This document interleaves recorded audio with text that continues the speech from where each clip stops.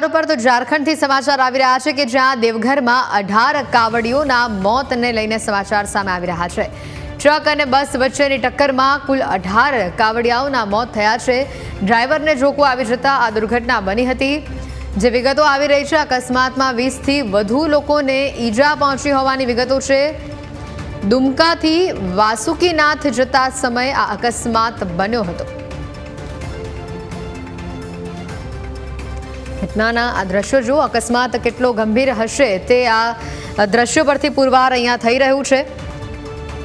બસ ચાલકને ઝોકું આવી ગયું અને એમાં આ મોટી દુર્ઘટના સર્જાઈ ગઈ।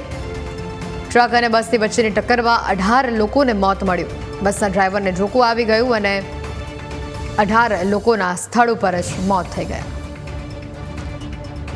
ઝારખંડથી આ દ્રશ્યો, ટ્રક અને બસ વચ્ચેની આ ટક્કરના જે દ્રશ્યો છે કેટલા ભયાનક છે તેના પરથી જ કલ્પના કરી શકાય છે કે અંદર સવાર જે લોકો હશે તે લોકોની કેવી હાલત થઈ હશે, તે લોકોને કેવી ઈજા પહોંચી હશે।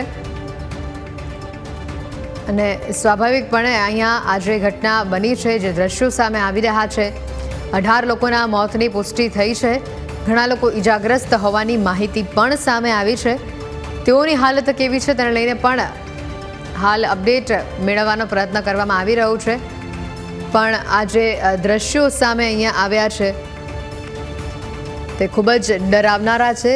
હૈયું હચમચાવી નાખે તેવા આ દ્રશ્યો છે।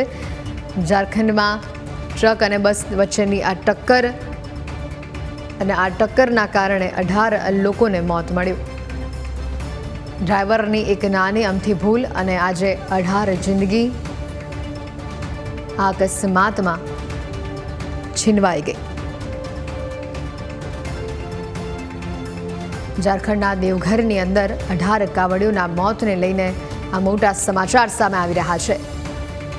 ઘણી જ મોટી અને ગંભીર બેદરકારી કહી શકાય કે ઝોકું આવી ગયું, બસ ડ્રાઈવરને ઝોકું આવી ગયું અને જેમાં બસ એ ટ્રકની સાથે ધડાકાભેર અથડાઈ અને જેમાં આ દ્રશ્યો સામે આવ્યા છે। 20થી વધુ લોકોને ઈજા પહોંચી હોવાની માહિતી છે।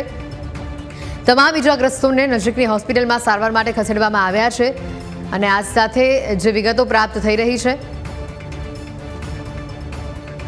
તમામની હાલત નાજુક હોવાનું પણ સામે આવી રહ્યું છે।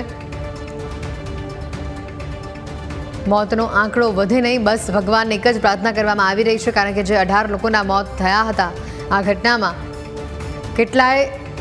કેટલી મહિલાઓ હતી, કેટલા પુરુષો હતા, કોણ કોણ આ બસની અંદર સવાર હતું, તમામ લોકો ક્યાંના રહેવાસી હતા, તમામની વિગતો હાલ મેળવવામાં આવી રહી છે। હાલ પ્રાથમિક તબક્કે જે વિગતો આવી રહી છે, ઈજાગ્રસ્તો હાલ સારવાર હેઠળ હોવાની માહિતી પ્રાપ્ત થઈ રહી છે। ઝારખંડના દેવઘરમાં આ ઘટના બનવા પામી છે।